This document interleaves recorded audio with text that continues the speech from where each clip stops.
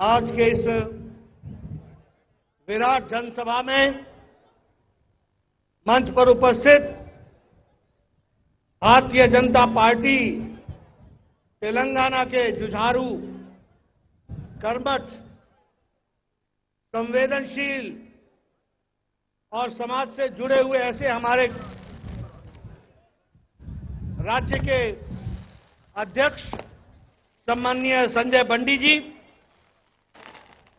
हमारे भारत सरकार में मंत्री श्री जी किशन रेड्डी जी, डॉक्टर के लक्ष्मण जी, तरुण चुग जी, हमारे राष्ट्रीय महामंत्री सुनील बंसल जी, डी के अरुणा जी, हमारी national vice president P Muralidhar Rao ji, जो हमारे वरिष्ठ साथी हैं और मध्य प्रदेश के प्रभारी हैं, श्री सुधाकर रेड्डी जी, जो तमिलनाडु के इंचार्ज हैं, श्री एटला राजेंद्र जी, श्री गरिकापति मोहन राव जी, श्री जी विवेक जी, श्री ए पी जितेंद्र रेड्डी जी, श्रीमती विजय शांति जी, श्री इंद्रसेन रेड्डी जी, मनोहर जी, श्री जी प्रेंद्र रेड्डी जी, कुमारी बंगारू श्रुति जी, हमारे प्रदीप कुमार जी, धर्मपुरी अरविंद जी, हमारे एमपी, और सोयन बाबू राव जी, यहां मंच पर उपस्थित सभी वरिष्ठ नेतागण और यहां इतनी बड़ी संख्या में एकत्र आए हमारे नौजवान साथी, देवी और सज्जनों, और मीडिया के मेरे साथी, प्रिंट मीडिया और इलेक्ट्रॉनिक मीडिया के मेरे साथी, सबसे पहले तो ओरुगल्लू गड्डा वारंगल प्रजालाकू ना नमस्कारम। मित्रों, आज मुझे वारंगल में आने का मौका मिला है और भद्रकाली मंदिर के दर्शन करने का भी मुझे मौका मिला। इस पवित्र धरती पर, इस पवित्र स्थान पर आने का मुझे सौभाग्य मिला है। सबसे पहले तो इस पवित्र धरती को, क्रांतिकारी की धरती को, कला से जुड़ी हुई धरती को और काकतीय साम्राज्य के मां भद्रकाली, जो वहां की कुल देवता भी हैं, ऐसे धरती को मैं नमन करता हूं और आशीर्वाद लेकर के अपनी बात को प्रारंभ करता हूं। मित्रों, अभी मेरे बाद क्योंकि मुझे जाना है, इसलिए हमारे नेतागण आपसे बहुत सी बातें बड़े तफसील से करेंगे और वो आपके सामने सारी बातें विकास के दृष्टि से रखेंगे। लेकिन आज मुझे तीसरे फेज का, इस यात्रा का, जो प्रजा संग्राम यात्रा है, उसके समापन कार्यक्रम में मुझे आने का सौभाग्य मिला है। मुझे खुशी है कि प्रथम चरण में आपने 36 दिनों की यात्रा संजय बंडी जी ने की, 438 किलोमीटर आप चले और लगभग 8 डिस्ट्रिक्ट्स और 19 विधानसभा के इलाके में आपने लोगों के साथ अपना जुड़ाव बनाया। मुझे इस बात की भी खुशी है कि दूसरे चरण में आप लगभग 31 दिन आपने पदयात्रा की और आपने 383 किलोमीटर की यात्रा की। लगभग 9 क्षेत्रों पार्लियामेंट्री कंस्टिट्यूएंसी से होते हुए आपने 5 जिलों को टच करने का प्रयास किया। वहां की यात्रा से आप जुड़े और तीसरे में आप लगभग 325 किलोमीटर की पदयात्रा करते हुए आप लगभग 5 जिलों से होते हुए आज यहां वारंगल में आए हैं और ये तीसरे चरण का समापन है। मैं आपको बहुत बहुत बधाई देता हूं कि आपने और आपके नेतृत्व में जनता से जुड़ने का ये कार्य, ये जो आपने जनता के साथ अपना संपर्क बनाया है, इसके लिए मैं आपको बहुत बहुत बधाई देता हूं। मित्रों, जब हम यात्रा की बात करते हैं तो ये यात्रा किस लिए, what is the purpose of this यात्रा? इस यात्रा का मकसद है कि जिस तरीके से टीआरएस तेलंगाना राज्य समिति और केशव चंद्रशेखर राव के नेतृत्व में तेलंगाना को एक अंधेरे में ढकेल रही है, उससे निजात दिला करके यहां फिर से उजाला हो, विकास हो, नई कहानी लिखी जाए, इस संकल्प को लेकर के हम चले। और जब हम ये कहते हैं तो सिर्फ कहने के लिए नहीं कह रहे। आज मैं यहां आया हूं तो मुझे पता चला कि मेरे आने के पहले इस ग्राउंड का परमिशन रोक दिया गया था, कैंसिल कर दिया गया था। मुझे बताया गया कि रात के 12 बजे कोर्ट के द्वारा, न्यायालय के द्वारा हमें यहां का परमिशन मिला है।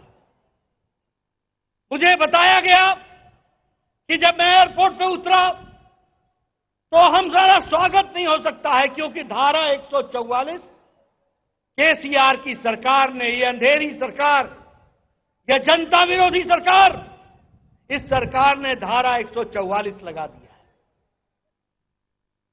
जब मैं निकल रहा था तो जगह जगह पर जहां मेरा स्वागत होना था वहां भी धारा 144 लगा दी गई थी।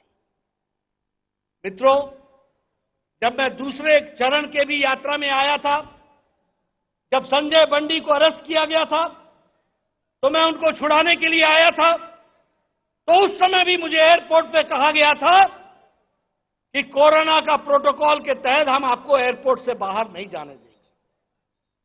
ये कैसा तेलंगाना राज्य बन गया है?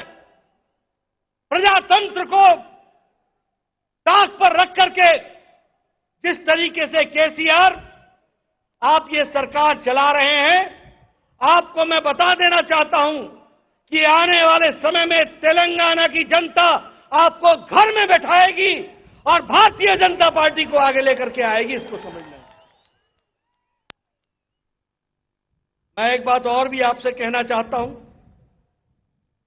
कि ये तेलंगाना जहां निजामों ने राज किया, उसके अंतिम निजाम थे जिनका नाम था नवाब मीर उस्मान अली खान।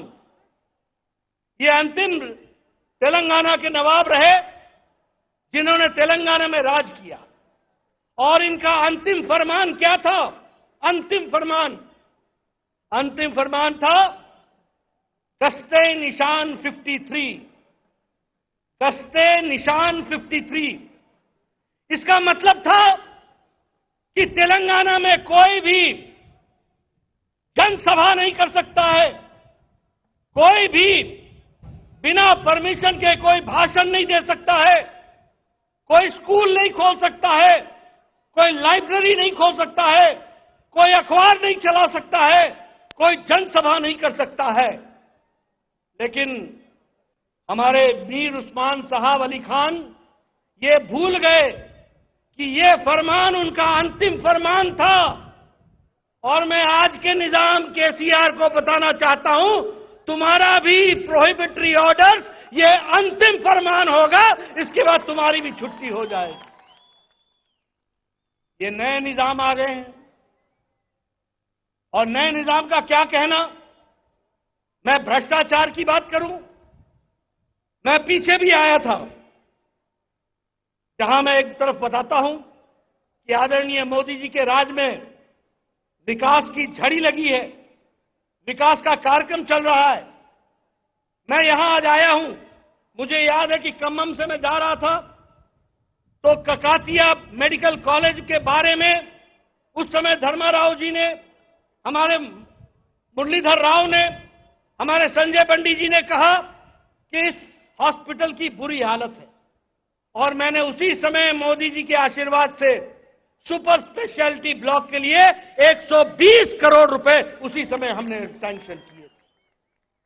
विकास की अनेकों कहानियां हैं जो मैं आपको बता सकता हूं, लेकिन चाहे वो महिला सशक्तिकरण हो मोदी जी के नेतृत्व में, चाहे ये युवा सशक्तिकरण हो, चाहे गांव का विकास हो, चाहे स्वच्छता अभियान हो, चाहे उज्ज्वला के माध्यम से महिलाओं को सशक्तिकरण की बात हो, चाहे प्रधानमंत्री गरीब कल्याण अन्न योजना हो, गरीबों के पेट में 2 वक्त की रोटी का इंतजाम हो, फिर चाहे प्रधानमंत्री किसान सम्मान निधि हो, और फिर चाहे प्रधानमंत्री किसान मानधन योजना हो।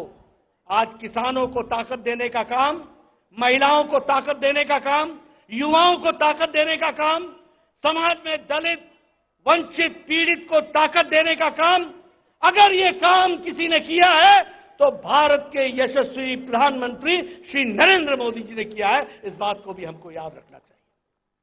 लेकिन जब मैं यहां की बात करता हूं तो मुझे दुख भी होता है।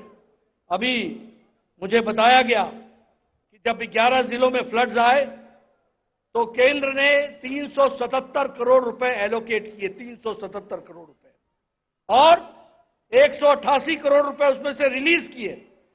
लेकिन कोई भी मदद केसीआर के द्वारा इन पैसों से जनता की नहीं की गई, उनकी अनदेखी की गई। इस बात को भी हमको ध्यान में रखना चाहिए। मैं जब केसीआर के भ्रष्टाचार की बात करता हूं तो मुझे यह बताते हुए दुख भी होता है कि केंद्र ने सेंट्रल गवर्नमेंट की स्कीम्स में 3,982 करोड़ रुपए जल जीवन मिशन में स्टेट तेलंगाना को दिया, लेकिन अभी तक तेलंगाना का राज्य सिर्फ 200 करोड़ रुपए ही खर्च कर पाया है।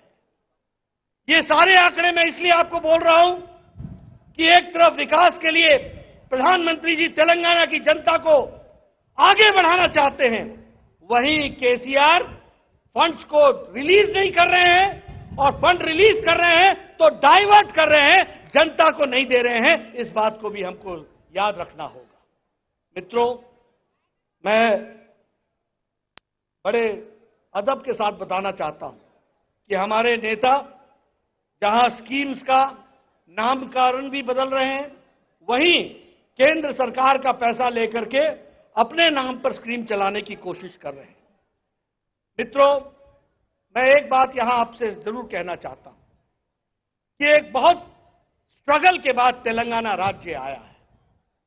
सब लोगों ने मेहनत की थी, और भारतीय जनता पार्टी वो पार्टी रही जिसने सबसे पहले तेलंगाना राज्य का समर्थन किया था और तेलंगाना राज्य को बनाने के लिए अपना योगदान किया था। We were the first. Kakinada resolution, ये काकीनाडा रिजोल्यूशन उस समय हम लोगों ने किया था, और आंध्र प्रदेश के 2 हिस्से होने चाहिए, आंध्र और तेलंगाना, ये बात कही थी। लेकिन जिस तरीके से पिछले सालों में तेलंगाना को नीचे दिखाने का प्रयास केसीआर के द्वारा हुआ है, ये तेलंगाना की जनता कभी उनको माफ करने वाली नहीं है। यह भी हमको ध्यान में रखना चाहिए। अभी कई बार चर्चा होती है, और मैं भी उसको चर्चा में हमेशा लाता हूं, और वो चर्चा इस बात की होती है कि हमने विकास के दृष्टि से यहां पर हर तरीके से स्कीम्स को आगे बढ़ाने का काम किया था। यहां पर जो कालेश्वरम प्रोजेक्ट है, यह प्रोजेक्ट अपने आप में एक भ्रष्टाचार का पर्यायवाची बन गया, जहां उसमें 40,000 करोड़ रुपए खर्च होने थे, आज 1,40,000 करोड़ रुपए खर्च होने की बात हो रही है। मैं ये भी कहना चाहूंगा कि कालेश्वरम ये केसीआर का एटीएम बन गया है, और ये पैसा बनाने का मशीन बन गया है, भ्रष्टाचार का अड्डा बन गया है। इस बात को भी हमको समझना चाहिए। आपको याद होगा, उन्होंने 2 बेडरूम हाउसेस की बात की थी, और प्रधानमंत्री आवास योजना ग्रामीण और हमारे रूरल, ये दोनों स्कीम्स, ग्रामीण का भी और शहर का भी, दोनों ही स्कीम्स को एक तरीके से ताक पर रख दिया है, उसके भी विकास को रोक दिया है। इस तरीके से एक यहां पर काम चल रहा है, जिसको हमको याद रखना चाहिए और समझना चाहिए। मित्रों, हर तरीके की बात जब मैं कहता हूं तो मैं ये भी कहूंगा कि केसीआर ने कहा था कि हम सितंबर में लिबरेशन डे मनाएंगे। आज वो भूल गए। क्यों भूल गए? क्योंकि मजलिस के कारण आज उनके दबाव में आकर के जिन रजाकारों के खिलाफ हम लोगों ने लड़ाई लड़ी, जिनके खिलाफ, निजाम के खिलाफ लड़ाई लड़ी गई, और जब लिबरेशन डे तेलंगाना की मनाने की बारी आई तो केसीआर उसको भूल गए। मैं आपको बताना चाहता हूं, आने वाले समय में आप भारतीय जनता पार्टी की सरकार लगाएंगे और लिबरेशन डे हम मनाएंगे, सरकारी तौर पर मनाएंगे। इस बात को भी हमको याद रखना चाहिए। मित्रों, अगर हम विकास के दृष्टि से बात करें तो जितनी भी स्कीम्स हैं, जिन स्कीम्स को भारतीय जनता पार्टी आगे बढ़ाना चाहती है, उसको केसीआर रोकने का प्रयास कर रही है। आज ये लाखों करोड़ के घाटे में चलने वाला प्रदेश बन गया है। जो प्रदेश विकास के लिए छलांग लगाने वाला प्रदेश था, वह आज विकास से वंचित हो गया है। यहां भ्रष्टाचार और भ्रष्टाचार की आग यहीं तक नहीं रुकी है। भ्रष्टाचार की आवाज और उसकी सेक दिल्ली तक पहुंची है। यह भी आपको ध्यान में रखना चाहिए। हर तरीके से भ्रष्टाचार। क्या ऐसी सरकार को आप रहने देंगे? क्या ऐसी सरकार को आप रहने देंगे? क्या आप मानते हैं ना कि केसीआर भारतीय जनता पार्टी से घबरा गया है? घबरा गया है? आपने दुबाका में धमाका किया था कि नहीं किया था? आपने हुजूराबाद में हुजूर को नीचे लगाया था कि नहीं लगाया था? और राजेंद्र एटला को जिताया था कि नहीं जिताया था? अब अगली बार आपने सारे तेलंगाना में आपने इनको धमाका देना है, इनको घर बैठाना है और कमल खिलाना है। इस बात के लिए हमको काम करना है। मित्रों, आपको हमारे वरिष्ठ साथी बहुत सी बातें कहेंगे और वो डिटेल में बताएंगे। आज किसी कारणवश मुझे जाना पड़ रहा है, इसीलिए मैंने सबसे पहले आपसे बात करने की इच्छा जाहिर की और आपने मेरी इच्छा को सुना है। आपने मेरी बात को बहुत गहराई से सुना है। मैं एक ही बात कहना चाहता हूं, आप जाइए, तेलंगाना की जनता आपका इंतजार कर रही है। घर घर में कमल खिलाइए, उनको संदेश दीजिए, इस भ्रष्टाचारी तानाशाही सरकार को उखाड़ने का आह्वान कीजिए। जनता आपके साथ है। और एक बात समझ लीजिए कि ये गश्ते निशान 53 इस तरीके के ऑर्डर निकालने वाले नया निजाम, ये इसका अंतिम ऑर्डर होगा।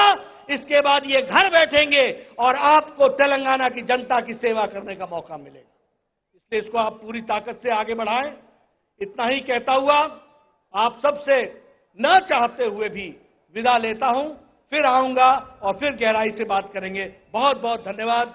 जय भारत, जय तेलंगाना। नड्डा गाరికి